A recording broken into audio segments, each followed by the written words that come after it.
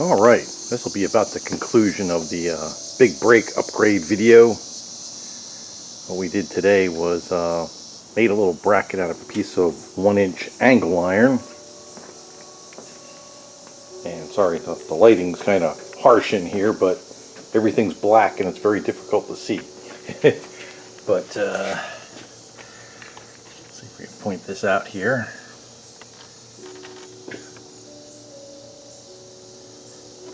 It's attached to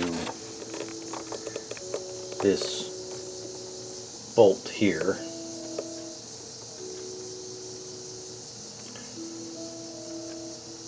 I can't see it in the camera too well. Hopefully you can, but this is one of the bolts that holds the brake adapter on, the the master cylinder adapter, and it is literally, I don't have it really attached or anything, but it is wedged into this spot here on the strut tower, and it's hammered in there and tightened down real good there. I just took it out for a ride, and it's the firewall is definitely more solid now. Just to recap, we have installed 996 brand new rotors and a set of very good used 996 calipers. They are bigger than what was on here. These come from, if you don't know, a 996 is a 1999 to I think 2004 911, the ones that had the intermediate shaft bearing problem. So for a long while there, they weren't worth fixing, so there was a lot of dead cars around. So there's brake calipers out there, and you buy new rotors. I mean, if you found one with real nice rotors, yeah, sure. But Renegade Hybrid sells the adapter and the hardware and the brake hose to adapt it to the front of a 944, and they also make a kit for 914. So that's it. I was just out driving it. Yeah, it's way better than what we had. Here's what was on there. These are basically, this is a 91 car, so it has what would be called turbo brakes. So basically same thing as 944 turbo.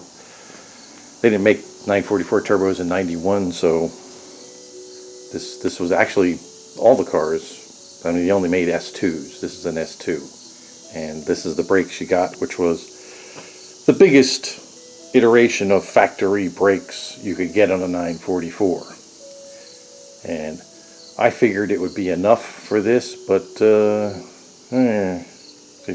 it turned out not to quite be enough. So yeah, it's we're in much better shape now with it. And as far as stuff that we need to do,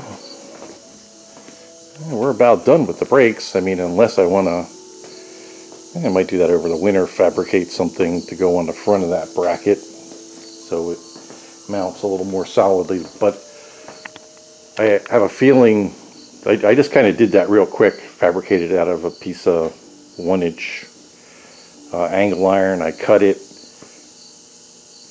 and bent it over after I heated it up and drilled a hole in it for that pickup point on the brake master cylinder adapter. Then I welded, once I got it bent to the right shape that it would wedge in there really tight, I took it off and welded a piece across to reinforce it, and then wire wheeled it all down, cleaned it up, painted it, hammered it in there, put the nut back on, and that's that. I did it as kind of a quick temporary thing just to see if it would work. Yeah, it does work. It makes an improvement. You don't feel the firewall flex anymore. And Usually when stuff like that works, it doesn't get fixed again, so we'll see. I should do something with the front of it, but who knows? We may not. Probably next up on the repair front is going to be the odometer gear.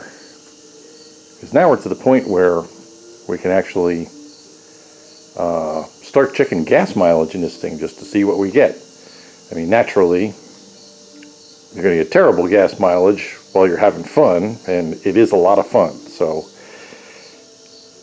I just went out and got gas and just drove it around a little bit, and I wasn't intending on like doing anything fast, and naturally you can't really help yourself when something like this runs this good. So yeah, we did get on it, and wow, this car is really amazing. So yeah, but that's the big brake upgrade. All finished.